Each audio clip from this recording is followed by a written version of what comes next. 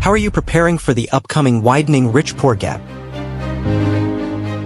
Welcome back to Better You.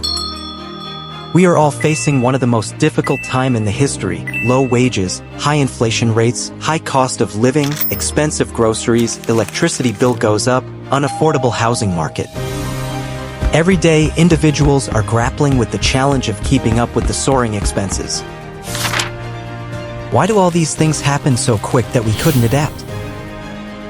The working-class population is often criticized for being too vocal about their grievances and lacking sufficient skill.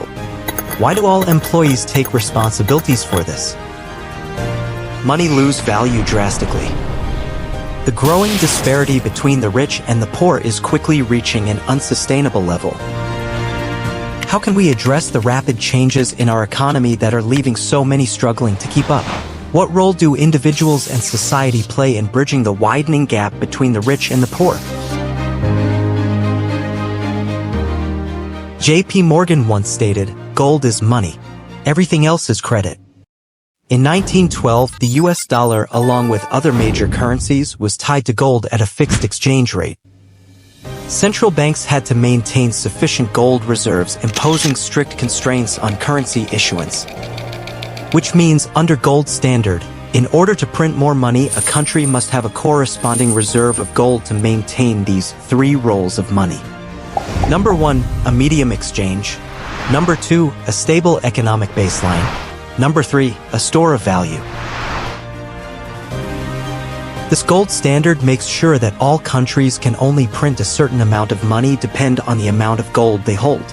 This helps all countries' currency remain stable. By 1945, the United States had amassed such wealth that it controlled 70% of the world's gold supply.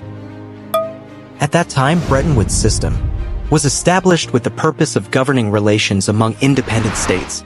The Bretton Woods system required countries to guarantee convertibility of their currencies into US dollars to within 1% of fixed parity rates, with the dollar convertible to gold bullion for foreign governments and central banks at $35 per troy ounce of fine gold. The spike in demand for US dollars prompts the need to boost currency production within the United States. Nevertheless, there isn't sufficient gold to offset the quantity of money being printed. 1971, President Nixon abandoned the gold standard. Today, all of our currencies are fiat money, meaning they derive their value solely from government promise or debt. Pay attention, promise and debt. More money are borrowed from Federal Reserve that use future taxpayer money as collateral. Nowadays, more and more money are printed out of thin air, destroying role number 2, a stable economic baseline, and role number 3, a store of value. Since 1972, we've been sucked into what we like to call the gap cycle, this relentless whirlwind that just keeps piling the pressure on the middle to lower classes who are practically chained to their employee roles. But seriously, what is this gap cycle all about? And why does it have such a death grip on employees? You know that big gap between the rich and the poor? Yeah, it just keeps getting wider and wider.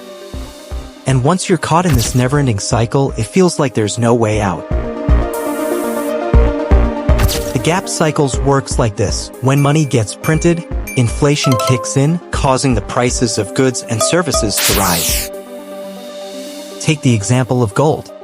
Back in 1972, troy ounce of gold at $35.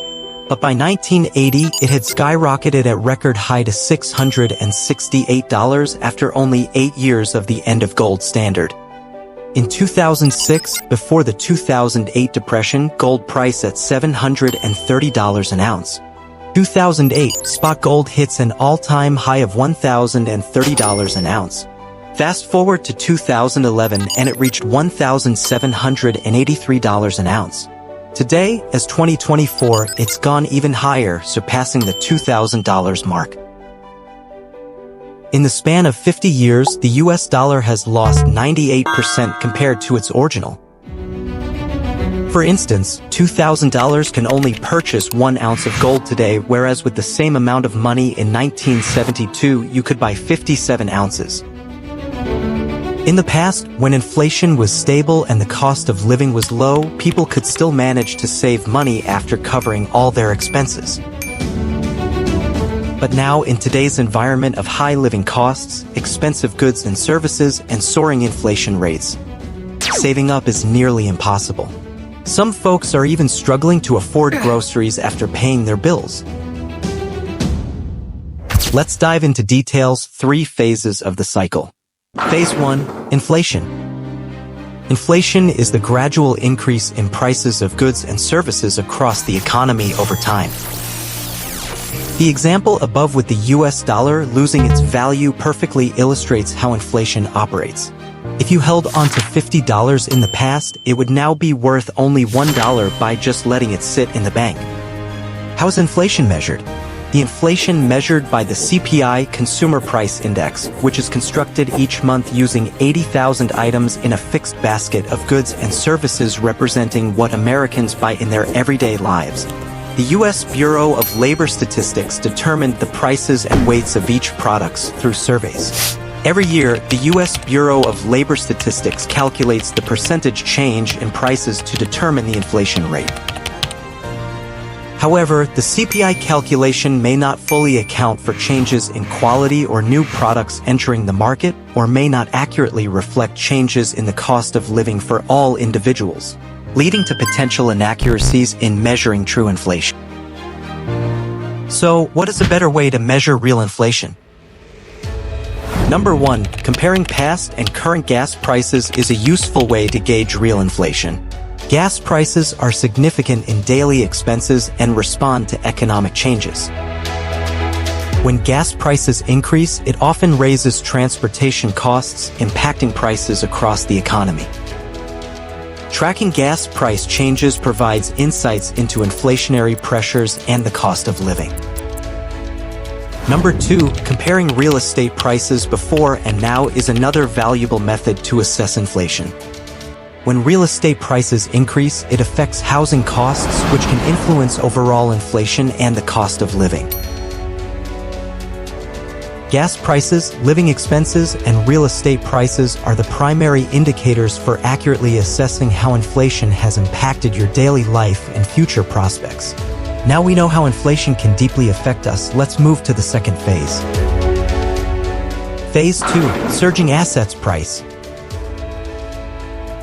The median sales price of real estate soars over 120% from 2009 to 2023. However, the active listing count dramatically declined 50% from 2016 to 2023. This explains the struggles many families face in affording a home nowadays. Let's take a look at the pros and cons of how printing money putting us into a never-ending cycle. How can the printing of money positively impact the economy? Stimulating economic growth. Increased money supply can stimulate economic activity by boosting consumer spending and business investment. Fighting deflation. Money printing can prevent or alleviate deflationary pressures by increasing demand and preventing a downward spiral in prices. Reducing unemployment. Expansionary monetary policy, including money printing, can lead to lower unemployment by stimulating demand for goods and services, thereby encouraging businesses to hire more workers. Debt relief. Inflation resulting from money printing can erode the real value of debt, providing relief to borrowers and potentially reducing the burden of debt repayment. How can the printing of money negatively impact the economy? Inflation. One of the most significant drawbacks of money printing is the risk of inflation, as an increase in the money supply can lead to higher prices for goods and services, reducing purchasing power. Currency devaluation. Excessive money printing can devalue the currency, leading to a loss of confidence in the currency's purchasing power and potentially triggering currency depreciation. Asset bubbles. Money printing can inflate asset prices, including stocks, real estate, and commodities, leading to speculative bubbles that may eventually burst, causing financial instability. Income inequality. Inflation resulting from money printing can disproportionately affect lower-income individuals and households, as they may struggle to keep up with rising prices while higher-income groups may have better means to protect their wealth. So, let's sum up some of the ideas above. Printing money injects liquidity into the economy, enabling people to purchase assets, thus driving up demand and asset prices, which can expedite economic recovery. However, this primarily benefits those who already own assets, while individuals without assets may struggle to afford the rising prices, potentially exacerbating wealth inequality. In a market with high inflation, buying a house becomes tougher for the poor. As prices shoot up for everything, including homes, it's hard for folks with limited funds to keep up. Their money just doesn't stretch as far, making homeownership feel like a distant dream. Plus, banks might tighten up on lending, making it even trickier to get a mortgage. So, for those struggling financially, owning a home becomes more of a far-off goal. This is why it leads to the last phase of the cycle. Phase 3, the rich get richer and the poor get poorer. After each recession or economic downturn, assets tend to be among the fastest growing in value. This means that those people holding assets see their wealth skyrocket, while regular folks with regular low-paying jobs struggle to make ends meet. They're bogged down by bills, high payments due to high interest rate, expensive groceries, and the overall high cost of living. With low minimum wages, they're mainly focused on survival, making saving up for a house seem like a distant goal. Over time, this leads to an ever-widening gap between the rich and the poor, a divide that continues to grow without halt. This gap will widen every day due to the depreciating value of the US dollar, high inflation, sluggish wage growth, and the situation is only expected to worsen. Your question is, can we get out of this cycle? Well, the answer is yes and no. Yes, we can get out of it if you have assets. And no, we can't, because we can't escape something that was designed to be this way over a century ago. They can't let everybody to be rich, then who's gonna be the workers, right? Well, you may not believe this is correct, but truth is truth. Instead of neglecting it, we should try our best to face it. Main causes. We cannot get out of because we've been taught the way they want us to learn. It is a system that's been running that we've been led to believe it's truly for our own good. We're seeing exactly what they want us to see. We're walking the path they've already paved for us. We are reacting exactly the way they want us to react. And the fact is, we are living in a world that they created. How do you shake off a rut you've been stuck in your whole life, with everyone around you going down the same road, including your family, and cheering you on? How the gap cycle entraps you forever. There are 3 main tools they use to make sure you are trapped. First is hope. Second is fear. And third is debt. Let's jump in the first stage, hope. You know how it goes. Your family always push you to hit the books hard, ace those exams, land that dream spot at college, and graduate with flying colors. Then it's all about hustling at work, chasing promotions, and finally treating yourself to whatever you fancy with that bigger paycheck. Sounds familiar, right? But the reality often means you being stuck in endless traffic jams every day, going back and forth from work, spending most of your day at the office, feeling drained from tasks you can't stand, and eagerly waiting for the weekend to roll around so you can kick back with your loved ones and, of course, waiting for that next paycheck to hit your account to pay bills.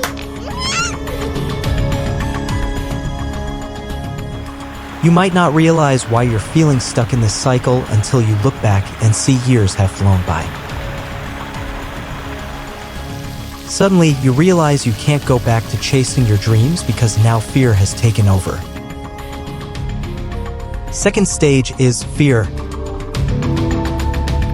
You're scared that if you quit, your bills won't get paid, your family will suffer, you won't be able to repay your student loans, those car payments will pile up, and your house will be foreclosed. There's the fear of not succeeding with your new dream, and the list of fears just keeps growing to make sure you are hitting the next stage, debt. This trap is massive, and it's incredibly tough to break free from because of our desires. We all want things for ourselves, believing we deserve them, even if we can't afford them. We chase after the dream of a lavish lifestyle with fancy cars and luxurious homes, only to find ourselves drowning in debt. It's a cycle that's hard to unable to escape from. There's nothing inherently wrong with living in such lifestyle, but it's only sustainable if your income far exceeds your expenses, ensuring you can truly afford it.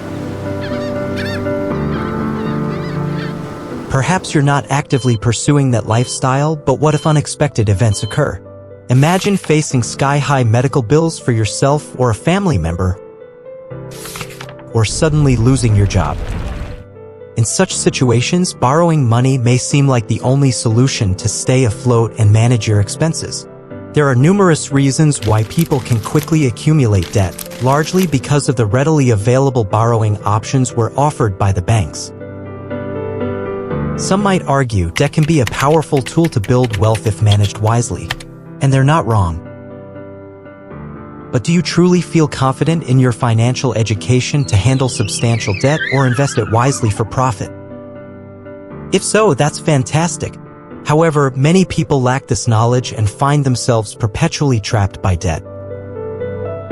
Returning to the first tool, when hope drives you to work harder to pay off your debt, the cycle perpetuates itself endlessly, often until you're too old to make a change or no longer capable of doing anything else. And that's precisely how the system is designed to keep you work for someone for the rest of your life. Get ready for the approaching future. Given the current state of affairs worldwide, including war, poverty, and crime, we find ourselves in one of the most challenging periods in history. The working class people are particularly hard hit by these circumstances. They face the daunting prospect of job loss, home foreclosure, healthcare insecurity, loss of benefits, and other challenges, despite not being the ones responsible for the situation. The preparation. Francis Bacon once said, "A wise man will make more opportunities than he finds." It appears that most people prioritize themselves over others. Therefore, it's crucial for you to recognize that you must take charge of your own life and not leave your destiny in someone else's hands. If you've been watching this video up to this point, I'm confident you're eager to become a better version of yourself. Consider this video a reminder that you possess the ability to achieve anything you desire. Don't allow anyone to stand in your way. At some point in life, we all feel lost in the crowd, doing things we dislike, listening to people we'd rather not, and chasing unrealistic goals. But that's just life, you know? Sometimes you've got to hit pause for a moment, take a step back, and really think about what's going on. That's when you start to wake up and see things for what they truly are, not what they look like. There are 3 types of freedom you need to completely live and control your own life, as well as prepare for the next change. 1. Freedom of workspace. You have the flexibility to work and earn money from anywhere in the world. You're not confined to a single location or stuck in an office for your entire life. This enables you to fully utilize your capabilities and be at your most efficient. 2. Freedom of time. Time freedom means you work smart.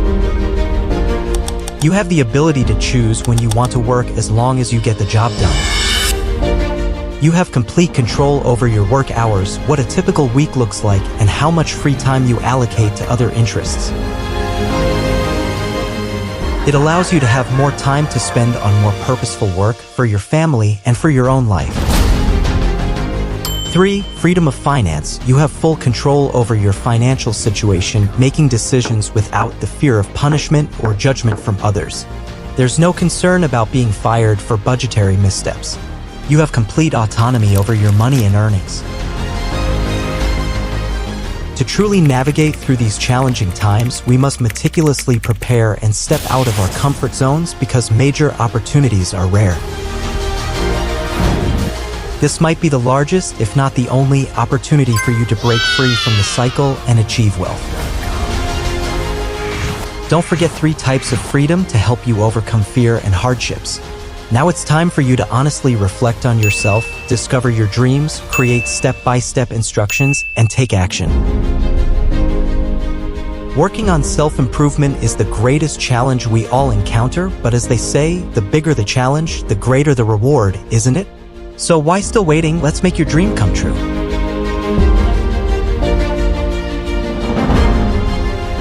If you found this video helpful, please consider subscribing and commenting below with your favorite topic for our next discussion. Thank you for watching this. I'll see you in the next video.